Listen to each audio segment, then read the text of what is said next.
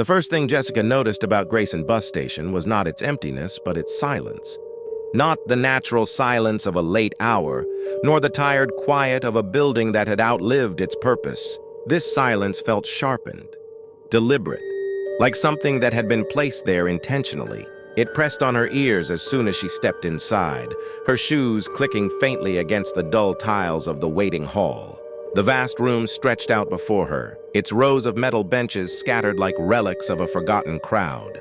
Fluorescent lights hummed overhead, a flicker passing occasionally through the ceiling tubes, casting the hall in pale, uneven light. Somewhere above, a shadow shifted. She paused. The wind outside had been loud, clawing through the cracked windows of the bus station's exterior. Yet in here, nothing moved. The air felt heavy, as if the room were sealed. Jessica tightened her coat and adjusted the strap of her bag. She told herself it was only an old building, falling apart like the town around it. And then came the whisper. Faint, so faint she thought it was her imagination, like the soft brush of a page turning in another room. Jessica froze, straining her ears. The sound carried from the far end of the waiting hall, curling through the benches and shadows. Here. Still here. Her breath hitched. She turned quickly, scanning the room. Empty benches, ticket counters shut behind their glass, dust clinging to corners where the janitor had long since abandoned his duties. She told herself it had only been the ventilation system, a trick of bad acoustics. But there was no ventilation hum, no breeze, only that silence. And then, again, clearer this time. I'm waiting, always waiting. Jessica's eyes locked on the schedule board that hung above the ticket desk. Its screen was black, its casing coated in grime. She stepped closer, and the whisper seemed to echo inside her skull as though it originated from the very board itself. She stood still, her chest tight. Her reflection wavered faintly on the glass of the counter.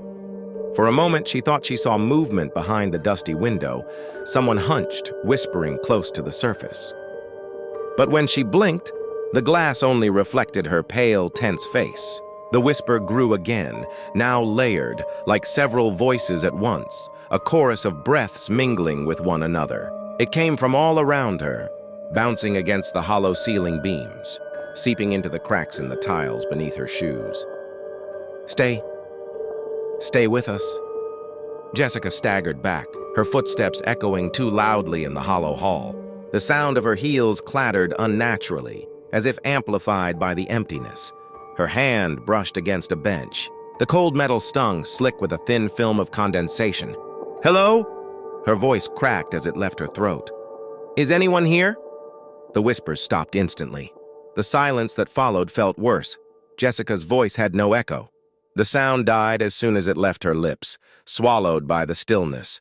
She swallowed hard, her body prickling with unease.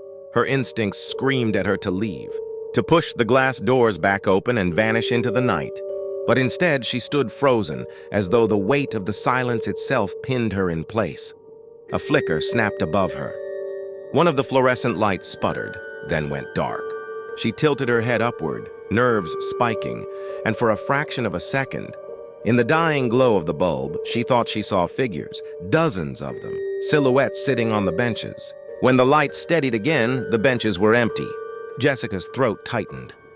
Her mind whispered excuses, tricks of fatigue, reflections from the glass, her imagination weaving shapes into the shadows.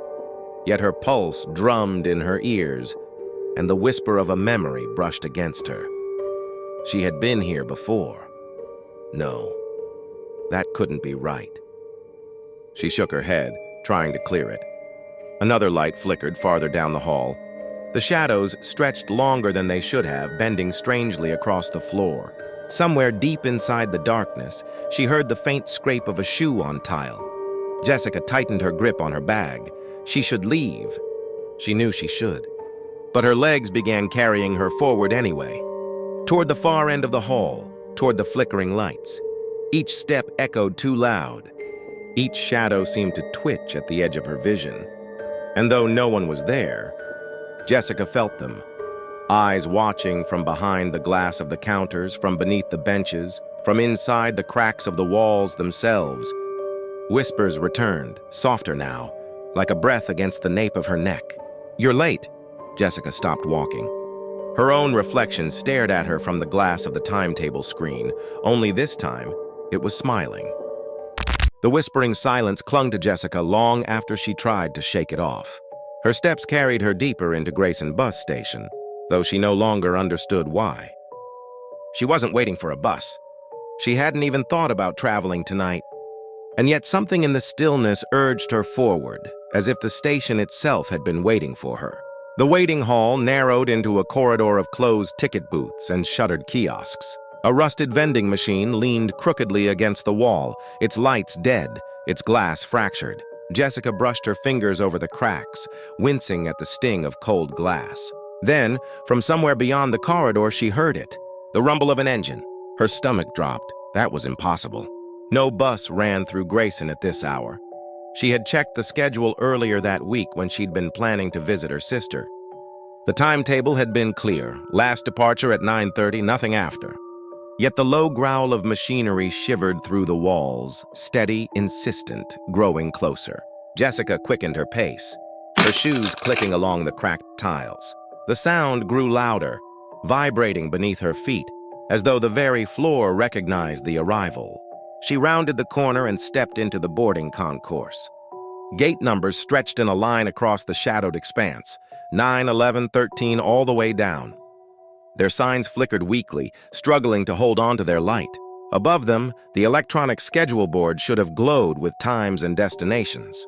But instead, its screen was blank, a void of dead pixels. And yet the bus was here.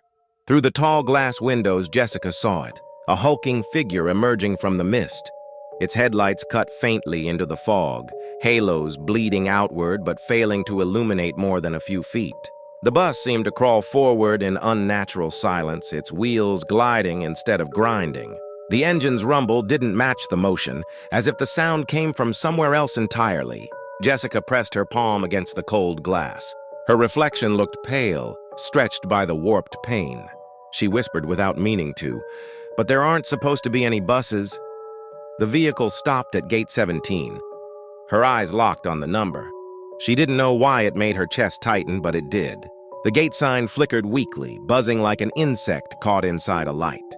For a moment, the number changed, 13, then 15, then blank, before settling back to 17. Jessica blinked, uncertain whether she had truly seen it. The bus door hissed. A long exhale, mechanical yet disturbingly organic, like a throat clearing itself. Mist rolled from the entrance, spilling across the asphalt and pressing against the glass of the station wall. Jessica stepped back, her pulse racing. The schedule board above her head sputtered.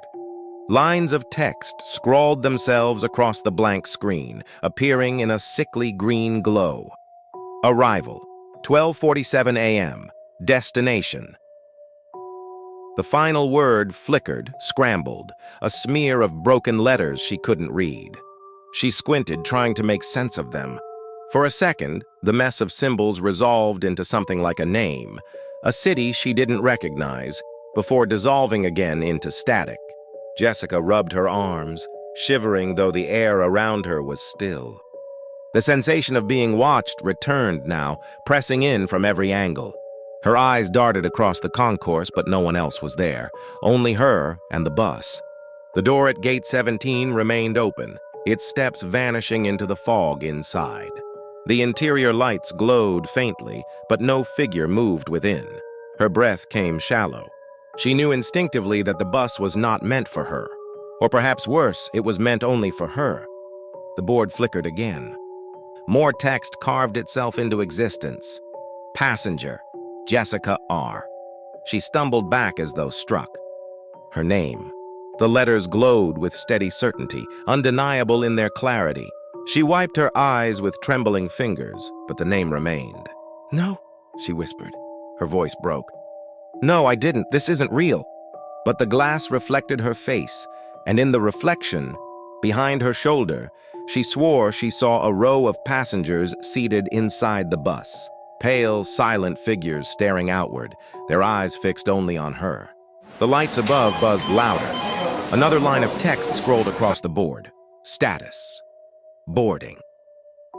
Jessica turned on her heel, ready to run, ready to force herself back into the night air, to breathe anything but the recycled silence of this station. But as she moved, the concourse stretched impossibly before her, lengthening like a corridor of mirrors. Gate 17 remained in her view no matter how many steps she took. The bus waited, its door yawned open. The mist curled, reaching like fingers toward the threshold of the station. Jessica's chest burned with panic, yet she could not stop staring. Deep down, beneath the fear, a single terrible thought bloomed. She had been expected. The speakers above the waiting hall flickered alive with a sudden crackle. Jessica flinched. The bus station had been silent so long that even the smallest sound broke it like glass. At first, only static hissed. Then a voice pressed through, slow and heavy, like someone speaking from deep inside water. Route 84, boarding, City of Hollow Pines. The words dissolved, leaving a soft buzz. Jessica looked up at the long row of square speakers bolted into the ceiling. Each one had a rusted square grille, dust in the slats, and a yellow inspection sticker clinging by one corner with faded dates. The green letters on the schedule board did not change, yet the voice insisted. She walked to the center of the hall and stood beneath one of the speakers. Another announcement began, clearer but still warped. Route 290. Departure time 1 o'clock sharp, destination Gray Orchard. Jessica whispered the names aloud. Hollow Pines, Gray Orchard. But they rang hollow like towns from dreams. She had traveled before, taken buses to distant cities, yet none of these were real. She glanced at the wall map beside the benches. The frame of the map was green with chipped corners, towns marked as black dots, highways in red lines, the cover warped outward from heat. She touched the map's glass with her fingertips. Cold. Her reflection trembled faintly in the fluorescent light. The speaker cracked again, sharp enough to sting her ears. Now boarding, Gate 12. Final call for Ashen Vale. Her head snapped toward the gates. Gate 12 stood at the far end, lights above it flickering weakly. No bus waited there. The glass door reflected only the interior of the bus station. Benches, trash bins, empty vending machines with dull snack wrappers behind glass. Jessica's heartbeat quickened. The rows of benches near her looked suddenly foreign. Long gray metal bars bolted to the floor, shadows stretched beneath like cages. She pressed her palms against her thighs, grounding herself in small details. The smell of old disinfectant, the faint squeak of her shoes when she shifted her weight, the buzzing bulb overhead. All ordinary. Then another announcement. Two voices at once, overlapping in distorted chorus. Boarding now, Gate 5, Hollow Pines, Gate 9, City of Iron Sleep. The names rang across the hall like threads pulled in opposite directions. Jessica covered her ears. The voices were not like normal announcers. They carried no warmth, no human hesitation.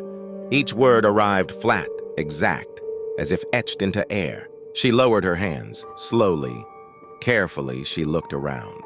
A man's coat hung draped over the back of a bench. Brown wool, sleeves dangling toward the floor, the collar bent from long use. She was sure it had not been there earlier. A half-empty paper cup rested in its holder, faint steam rising. But no person sat nearby. Jessica shivered. Someone was boarding. She could not see them, yet the objects left behind suggested a presence. The speaker crackled again, softer now, almost gentle. One way. No return service, Gate 17. Prepare ticket. Her breath caught. Gate 17 again, always Gate 17. She looked down at her empty hands, but for an instant she felt the memory of paper pressed between her fingers. She blinked, and it was gone. "Why are you calling me?" she whispered. The speakers offered no answer. Only silence thickened around her. Then, faintly, like a voice turned away from the microphone, "Jessica!" Her knees weakened. She turned slowly, scanning every bench, every pillar. Nothing moved. The fog pressed against the glass doors outside, swirling in gray waves that blurred the parking lot beyond. The glass itself was marked by smudges of hands, streaks left by rain, and a faint sticker warning, "Emergency exit," in peeling red letters. The bus station seemed patient, like something waiting for her to accept what it already knew. Jessica stepped backward toward the main entrance. She touched the cold metal handle. But when she pulled, the door refused to open. The lock clicked once, like an unseen hand securing it from the other side. Above her, the announcement system hummed. A long pause stretched. Then one last message spilled out, quiet but certain. Gate 17. Final boarding. Passenger confirmed. Her name did not follow, yet she felt it. Threaded between each syllable meant only for her. Jessica let go of the handle. The hall behind her remained vast, benches neat, clocks frozen. Somewhere deep inside the speakers, voices she could not name were calling to cities she had never seen. And with every announcement, she felt the bus station pulling her closer to Gate 17. The speakers above the waiting hall flickered alive with a sudden crackle. Jessica flinched. The bus station had been silent so long that even the smallest sound broke it like glass. At first, only static hissed. Then a voice pressed through, slow and heavy, like someone speaking from deep inside water. Route 84, boarding, City of Hollow Pines. The words dissolved, leaving a soft buzz. Jessica looked up at the long row of square speakers bolted into the ceiling. Each one had a rusted square grill, dust in the slats, and a yellow inspection sticker clinging by one corner with faded dates. The green letters on the schedule board did not change, yet the voice insisted. She walked to the center of the hall and stood beneath one of the speakers. Another announcement began, clearer but still warped. Route 290. Departure time 1 o'clock sharp, destination Gray Orchard. Jessica whispered the names aloud. Hollow Pines, Gray Orchard. But they rang hollow like towns from dreams. She had traveled before, taken buses to distant cities, yet none of these were real. She glanced at the wall map beside the benches. The frame of the map was green with chipped corners, towns marked as black dots, highways in red lines, the cover warped outward from heat. She touched the map's glass with her fingertips. Cold. Her reflection trembled faintly in the fluorescent light. The speaker cracked again, sharp enough to sting her ears. Now boarding, Gate 12. Final call for Ashen Vale. Her head snapped toward the gates. Gate 12 stood at the far end, lights above it flickering weakly. No bus waited there. The glass door reflected only the interior of the bus station. Benches, trash bins, empty vending machines with dull snack wrappers behind glass. Jessica's heartbeat quickened. The rows of benches near her looked suddenly foreign. Long gray metal bars bolted to the floor, shadows stretched beneath like cages. She pressed her palms against her thighs, grounding herself in small details. The smell of old disinfectant, the faint squeak of her shoes when she shifted her weight, the buzzing bulb overhead. All ordinary. Then another announcement. Two voices at once, overlapping in distorted chorus. Boarding now. Gate 5. Hollow Pines. Gate 9. City of Iron Sleep. The names rang across the hall like threads pulled in opposite directions. Jessica covered her ears. The voices were not like normal announcers. They carried no warmth, no human hesitation. Each word arrived flat, exact, as if etched into air. She lowered her hands, slowly. Carefully, she looked around.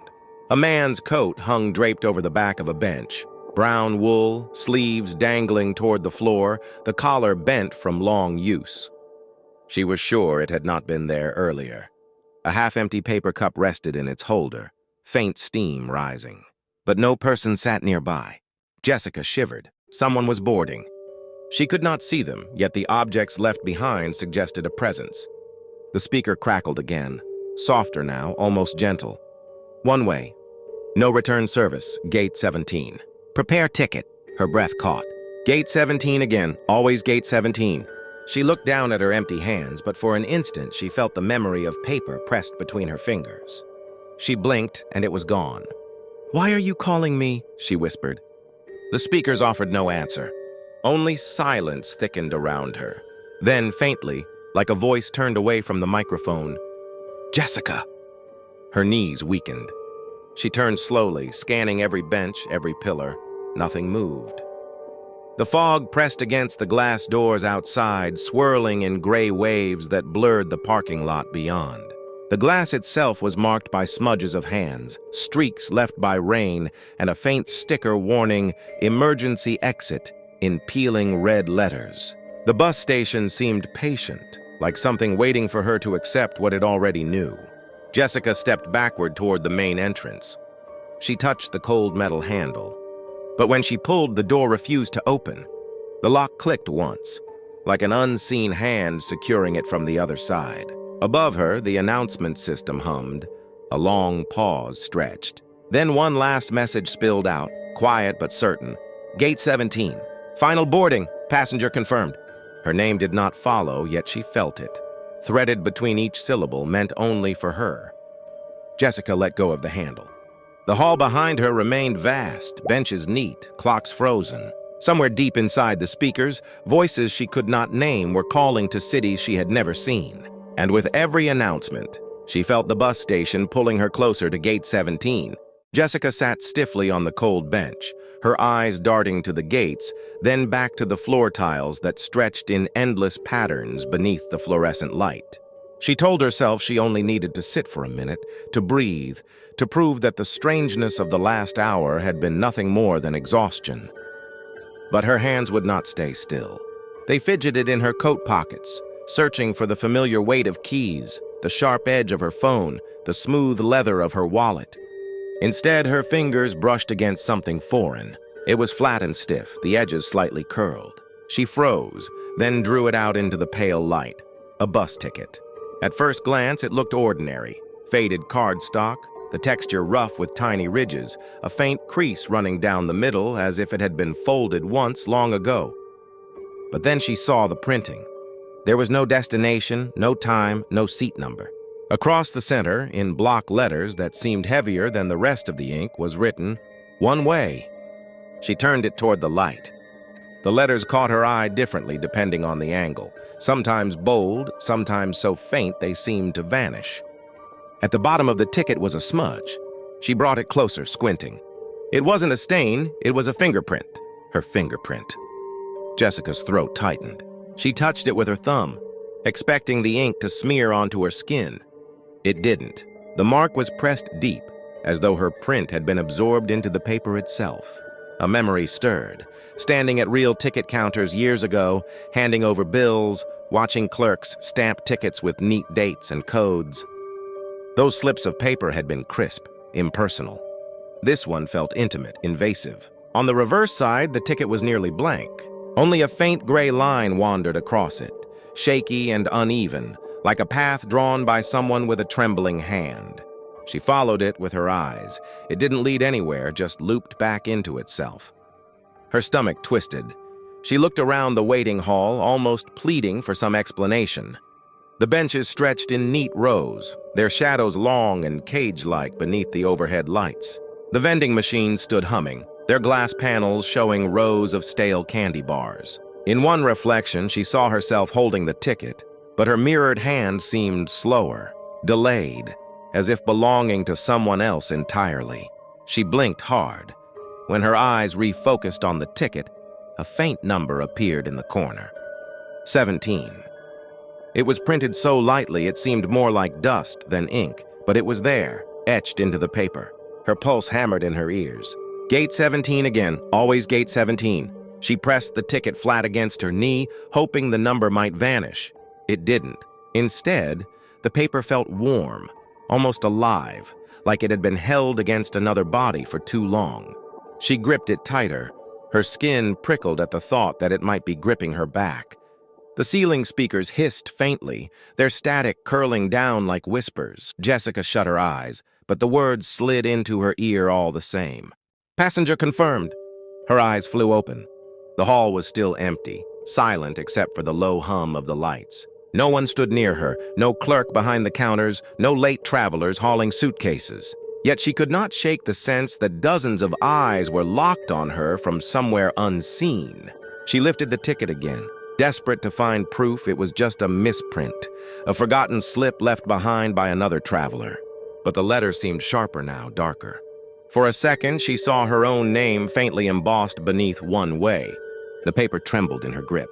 She blinked and her name was gone. "I didn't buy this," she whispered. Her voice cracked in the empty air. The wall clock above the entrance ticked once, then froze again, the second hand trembling in place. Jessica's reflection shimmered on its glass face, distorted by the curved surface. For a terrifying instant, she thought she saw 2 tickets clutched in her mirrored hand. She checked her palm, only one. Her breath quickened.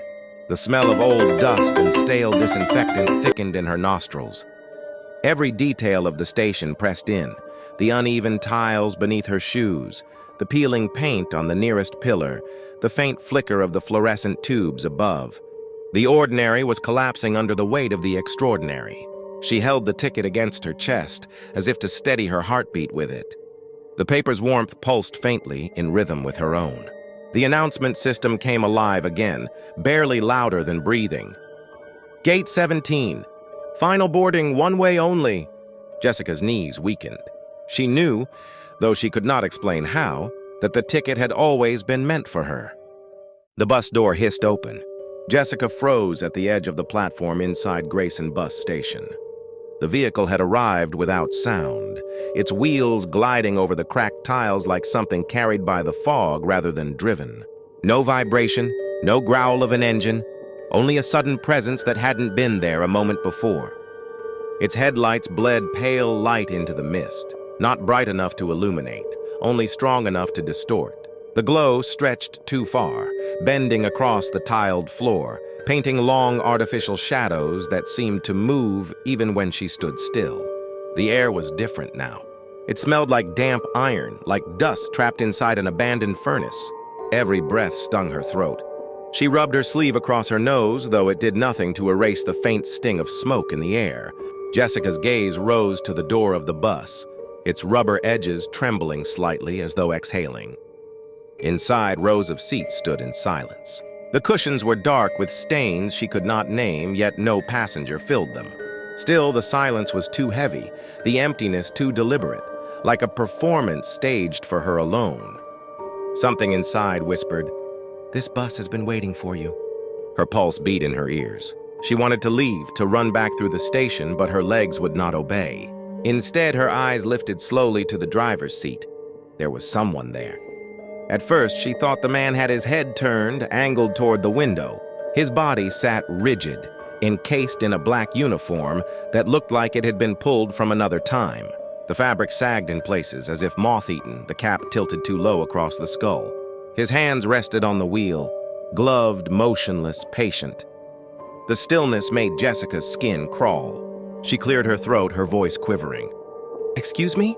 Is this bus running?" Her question cracked like thin glass, echoing inside the hollow shell. The driver did not move.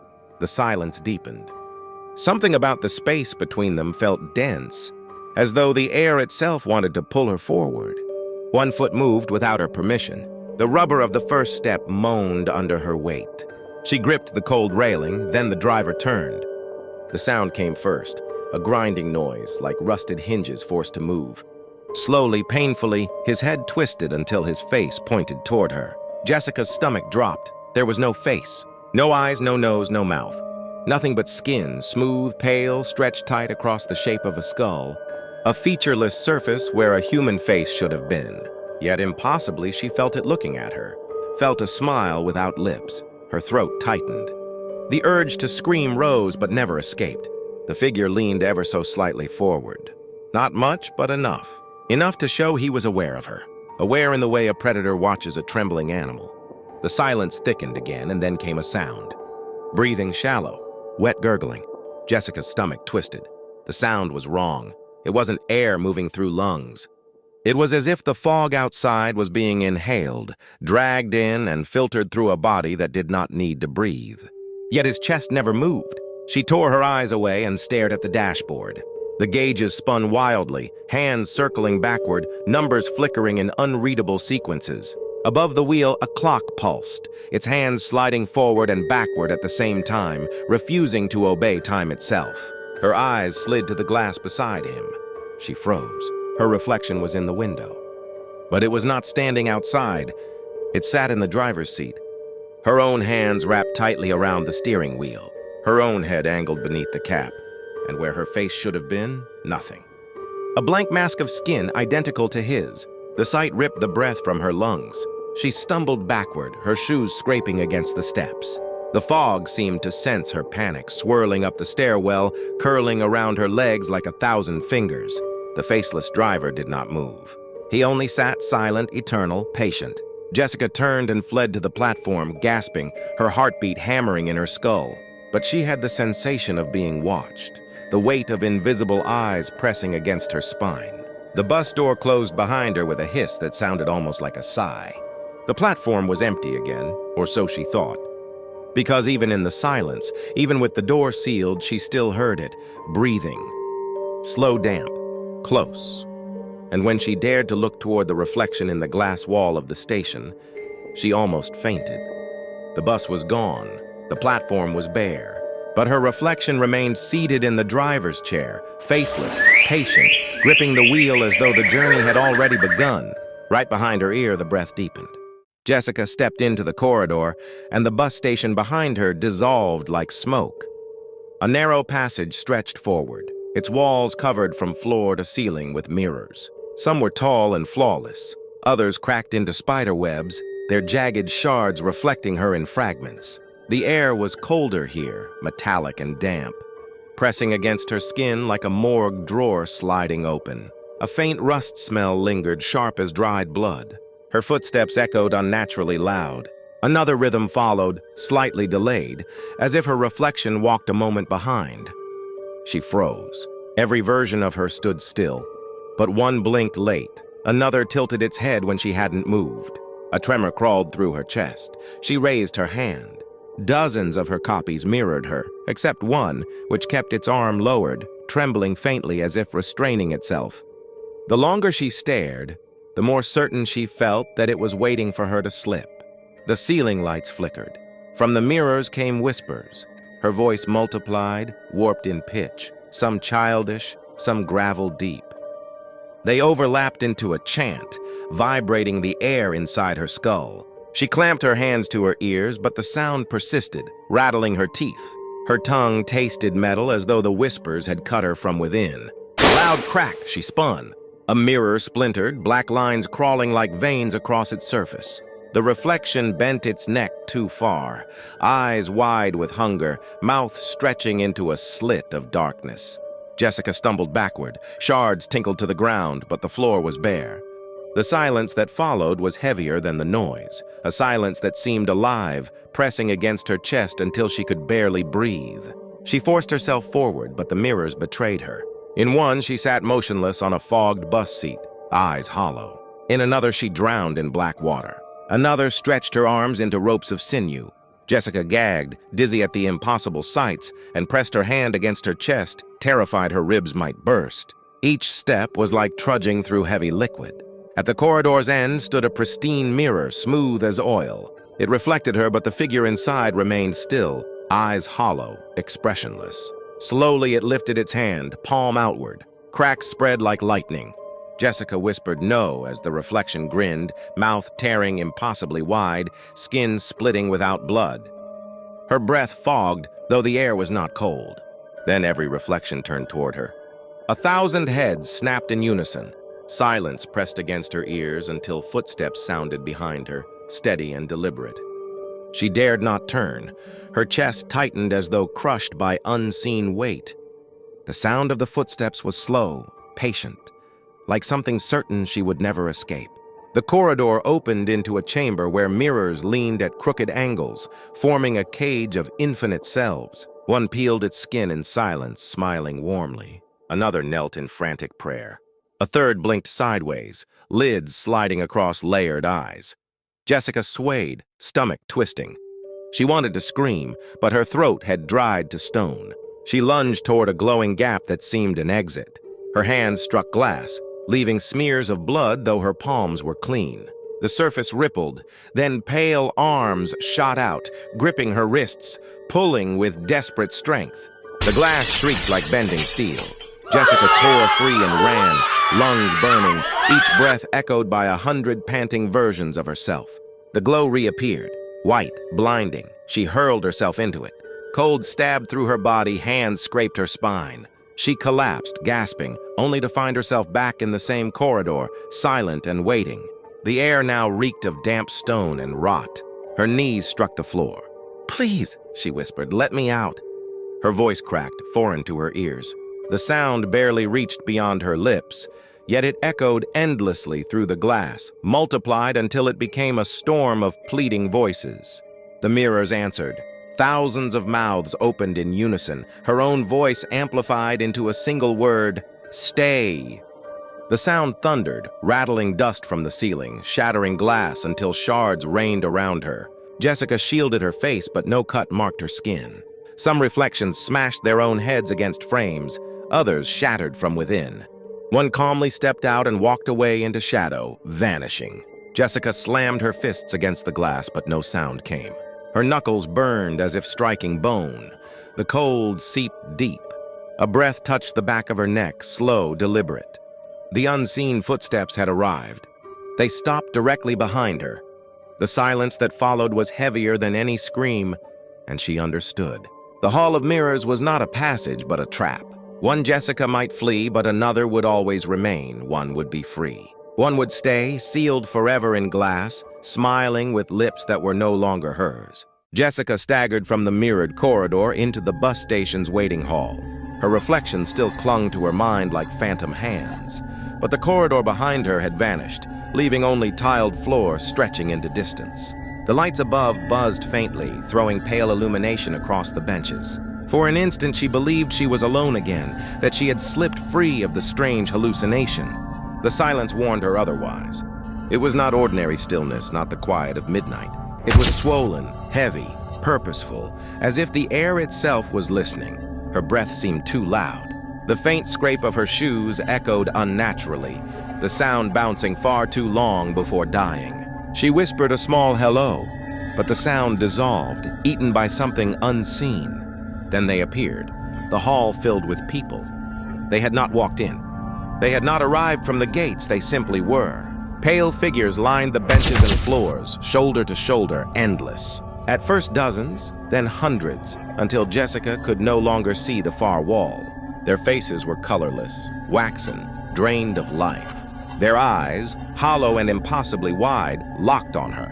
No one moved, no one blinked, yet the pressure of their stare struck harder than any voice. Her chest squeezed. She stumbled back. "Can you hear me?" She tried again, her voice trembling. The crowd answered in perfect imitation. Their lips quivered, shaping her words, and her voice echoed back at her, multiplied 100 times. It was not sound carried across walls, but a mimicry spilling from hundreds of throats at once, every tone matching hers with flawless cruelty.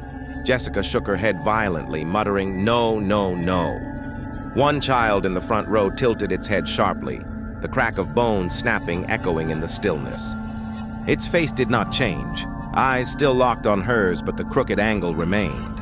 A man beside it tilted, then another, until the ripple spread through the hall. Soon every head leaned at the exact same angle, as if acknowledging her existence with a gesture too precise to be human. The timetable board, which had remained blank for hours, flickered. Letters scrolled in erratic bursts. City of Stillness, Gate 17, departing now. Her stomach twisted. Gate 17 again. Always Gate 17. Invisible threads hooked into her chest, tugging her forward. She resisted, digging nails into her palms until blood welled.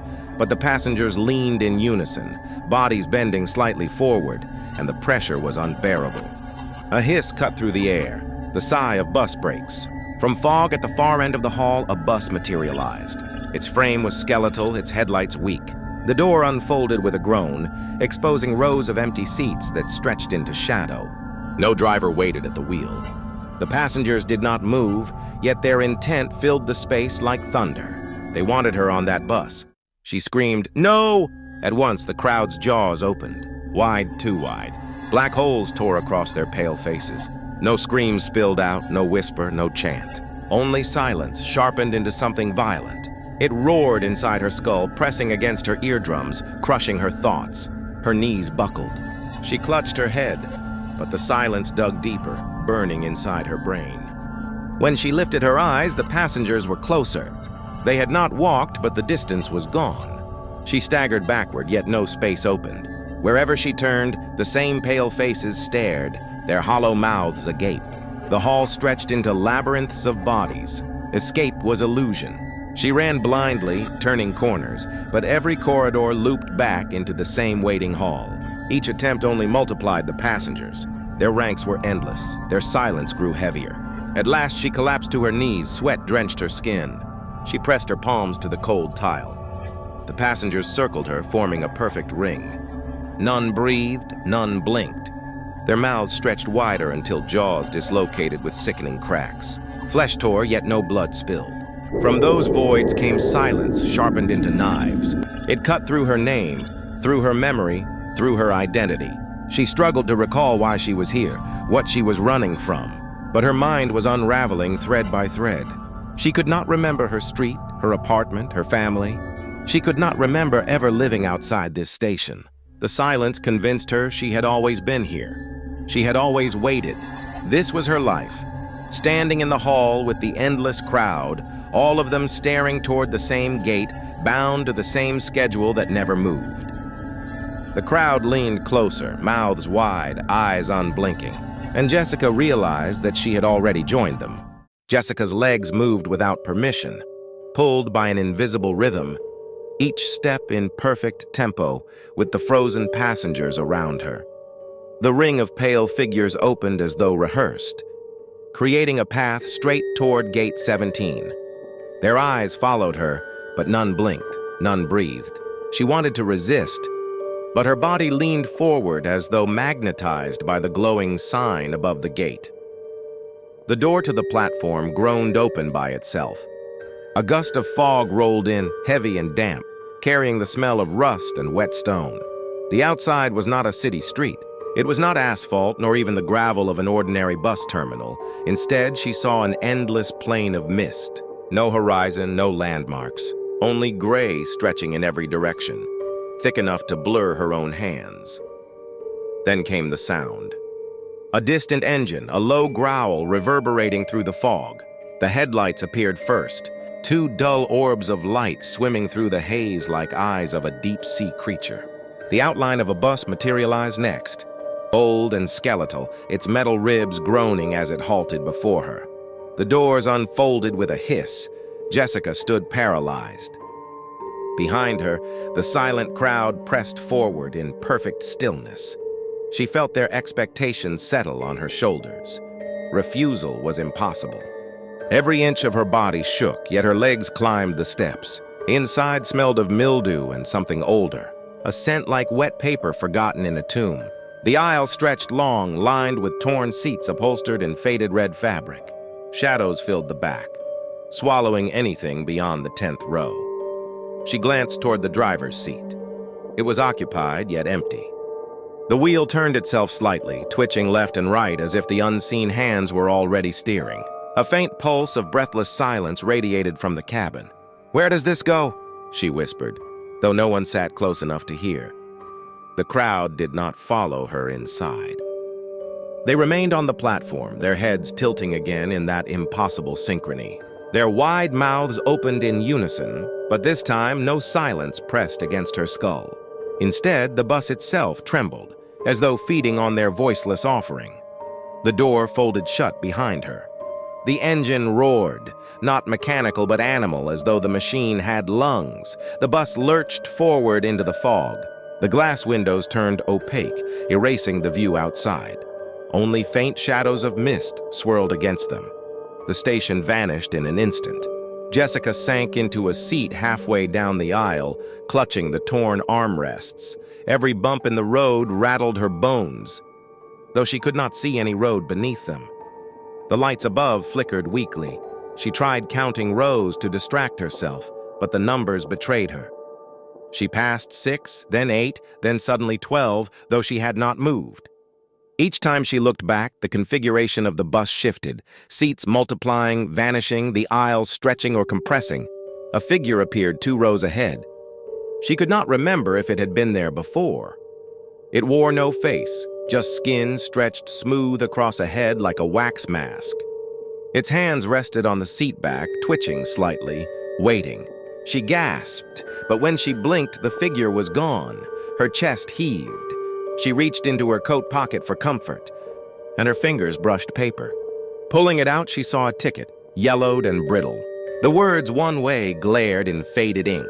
No city name, no date.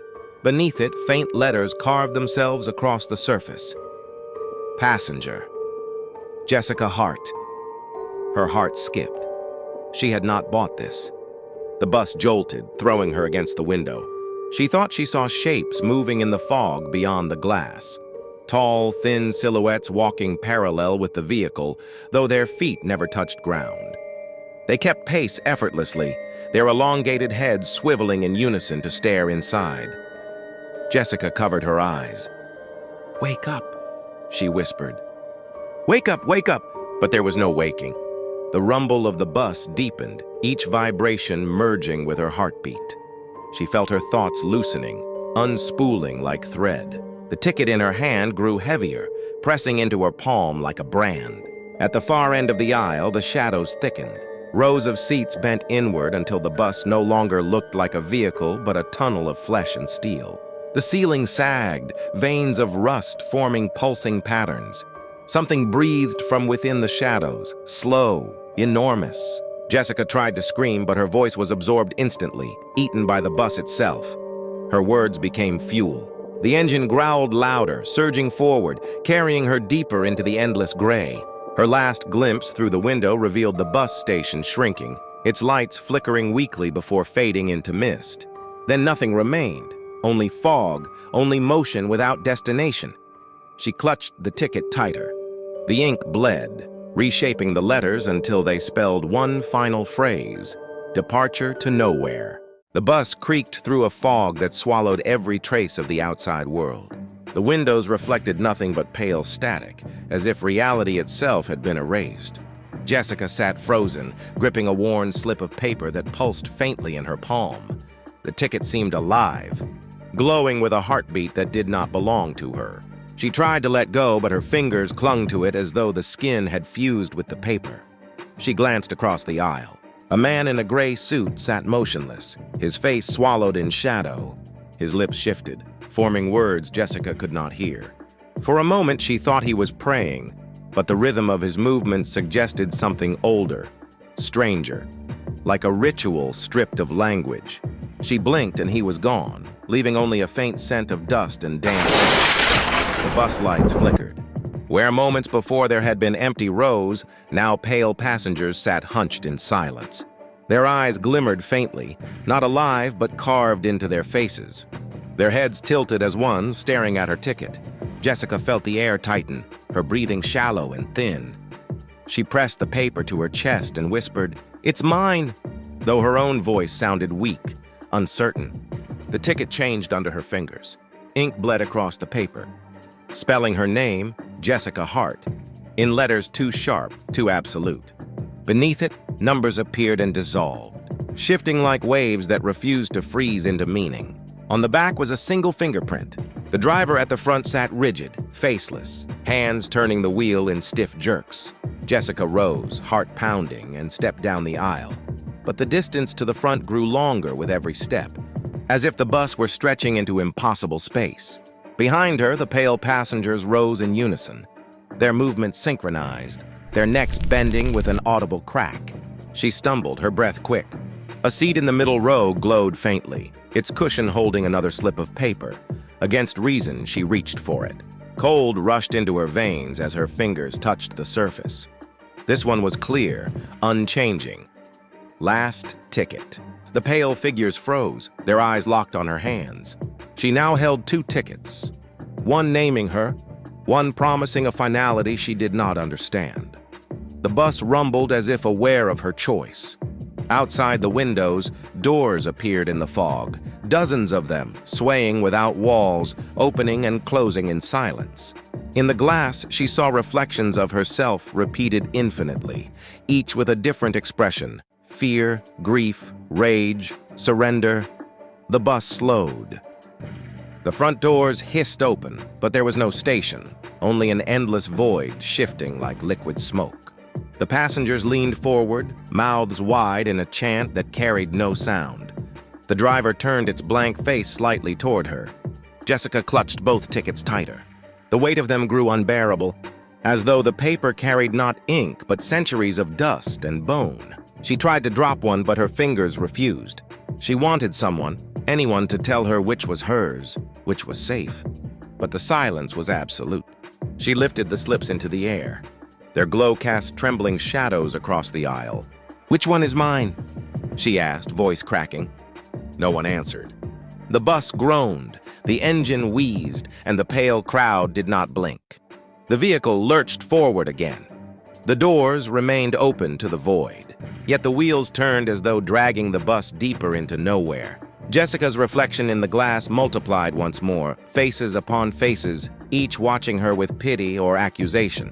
In her hands, the first ticket pulsed with her name, binding her to a journey she had never chosen. The second whispered of an end beyond comprehension. Both were heavy. Both were permanent. The aisle darkened until only the glow of the slips remained. Jessica understood at last that no one would decide for her. The driver would never speak. The passengers would never intervene. The fog would wait forever. Her lips trembled. "Then both are mine," she whispered. At once the lights flickered. The bus trembled like something alive, and the void outside rippled as though acknowledging her claim. The faceless passengers leaned back, their bodies folding neatly into their seats. The chant ended. The engine roared again. The doors shut with a final hiss. The bus carried Jessica onward, both tickets clutched against her chest, deeper into the fog where no road could ever lead back. She thought of her life before this night, the ordinary streets, the sound of her phone ringing, the warmth of her own bed. All of it seemed fragile now, like fragments of a dream she had already forgotten. She wondered if anyone would remember her name when she vanished entirely into this journey. And for the first time, she realized the terror was not only in being lost, it was in the possibility that she had always been on this bus, that her old life had been the illusion, and this endless road was the truth. The bus dissolved into silence. Jessica felt her body lurch, and when her eyes opened, she was no longer inside the vehicle. She stood again in the waiting hall of Grayson Bus Station, though something was deeply wrong. The air was heavy, stagnant, as though no one had breathed here for centuries. The ceiling lights buzzed dimly, casting weak halos across cracked tiles. The clock above the ticket counter was motionless, its hands locked at 3:17. Jessica's heart raced.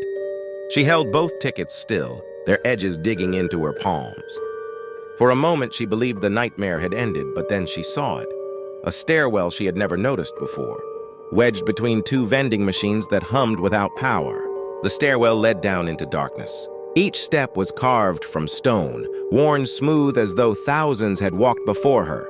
Yet the bus station had always been modern, concrete and glass, never stone. She hesitated, but the silence pressed her forward. The air grew colder as she descended.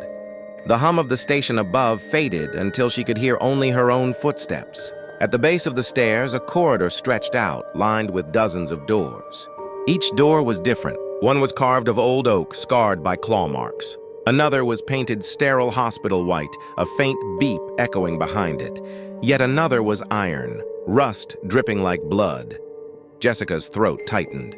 She reached for the first handle, but before her fingers touched, the wood pulsed faintly, like skin beneath which something moved. She recoiled. The door rattled as though demanding her to enter. Her eyes drifted to the next. The hospital door opened by itself, releasing a faint chemical smell. Beyond it, she glimpsed a hallway lined with beds, each occupied by pale, motionless figures. Their heads turned toward her in perfect unison, though their eyes remained closed. She slammed the door shut. She stumbled backward until she hit the wall. The corridor pulsed faintly, as though the very architecture was alive. Each door began to creak, hinges straining, sounds leaking out, laughter from one, sobbing from another, guttural whispers from a third. The tickets in her hand grew heavier. "Choose," a voice whispered, though no one stood near. The sound came from everywhere, inside the walls, beneath the floor, maybe from her own skull. Jessica shook her head. "No," she muttered, clutching the slips. "I didn't ask for this." The corridor shifted. Where the stairwell had been, now another row of doors stretched into infinity. She realized she was trapped in a labyrinth of choices she did not want to make. Some doors glowed with warm light. Others leaked black liquid that steamed when it touched the ground. One door bore her childhood bedroom number, 14. Another displayed her mother's handwriting etched across the surface. Her hands trembled. She approached the bedroom door.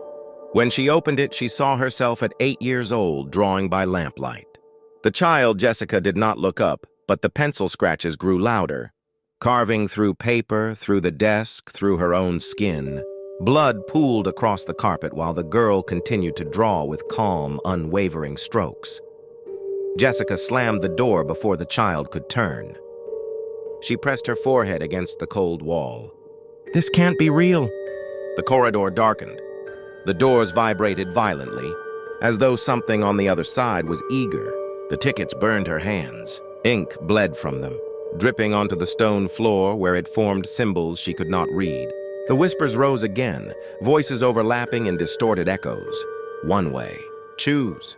Jessica's legs weakened. She sank to her knees. The endless hall extended around her, a spiral of impossible places that defied sense. She realized she could step through any door but never return. She looked down. The tickets now bore the same word across their surfaces: exit. Jessica's tears blurred her vision. She whispered into the empty hall, "Which door leads home?" The silence answered with a slow creak. At the far end of the corridor, a door she hadn't seen before opened an inch, revealing a faint glow of daylight. Her heart leapt, fragile with hope. She staggered to her feet and ran toward it.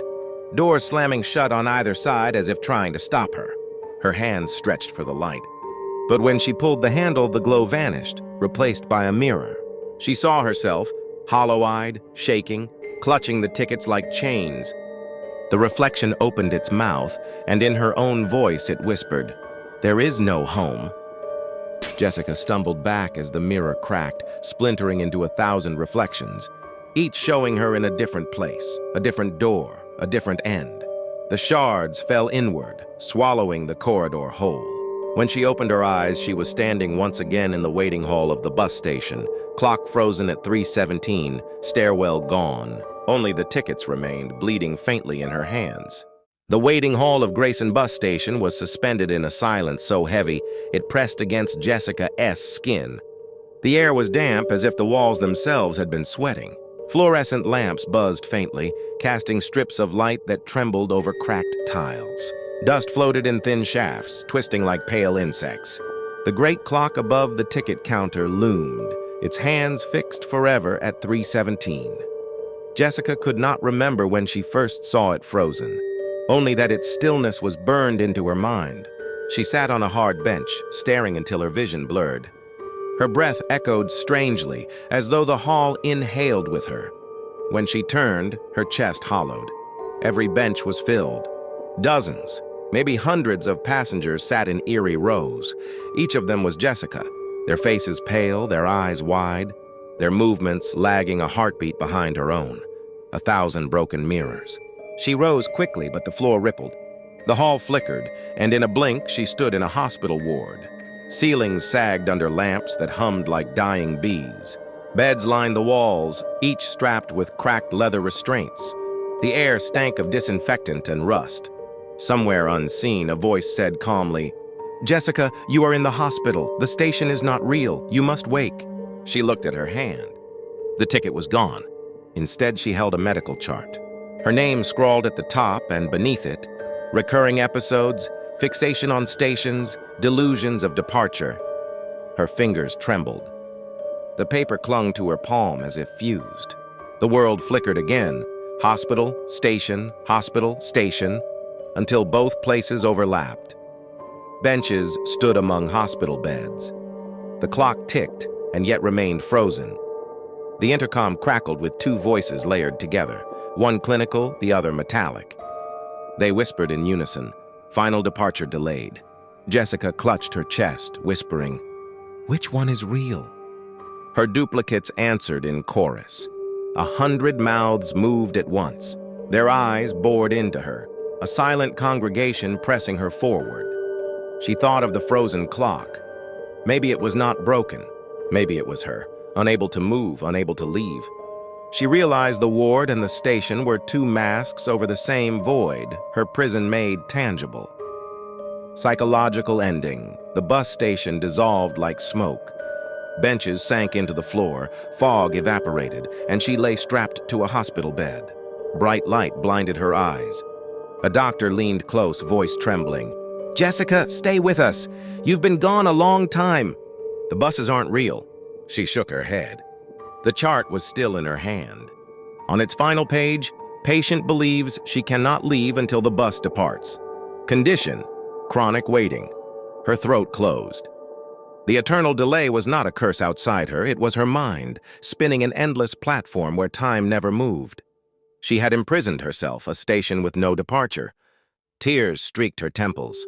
She laughed bitterly, the sound breaking into sobs. The lights dimmed until she saw only the clock, still frozen at 3:17, burned against her eyelids. The doctor's voice grew faint. She realized that even here, strapped to the bed, she was still waiting, and no one could promise release. Supernatural ending, instead, the hospital shattered into fragments of glass. Jessica stood once more in the bus station, more solid than ever. The passengers, her duplicates, turned their heads as one, their mouths twitching into something close to smiles. From gate 17, fog poured thick and silver, swallowing the floor. The frozen clock above shivered, its hands quivering before locking again. The intercom roared, "Boarding complete. Final departure." The bus arrived with a moan of steel. Its headlights glowed like dying stars. The door hissed open and the faceless driver waited. In Jessica's palm, the medical chart was gone. Her ticket had returned, glowing faintly with her name. She tried to resist, but her body moved without consent. Every step toward the bus made the air colder, her skin tightening as though she were walking into the grave. Her duplicates followed silently, a procession of pale shadows. Jessica understood then. The station was not an illusion. It was a crossing, a junction for fractured souls. Healing was never meant for her. Departure was destiny. The doors closed. The bus shuddered forward into fog that revealed no roads, no cities, only endless white. Jessica sat among her other selves, and for the first time she felt whole. She realized she had been waiting her entire life for this one departure. And now, at last, the eternal delay was over. Whether she was restrained in a ward or swallowed by the fog of the faceless bus, Jessica's truth was the same. The bus station was inside her, and it would never let her go.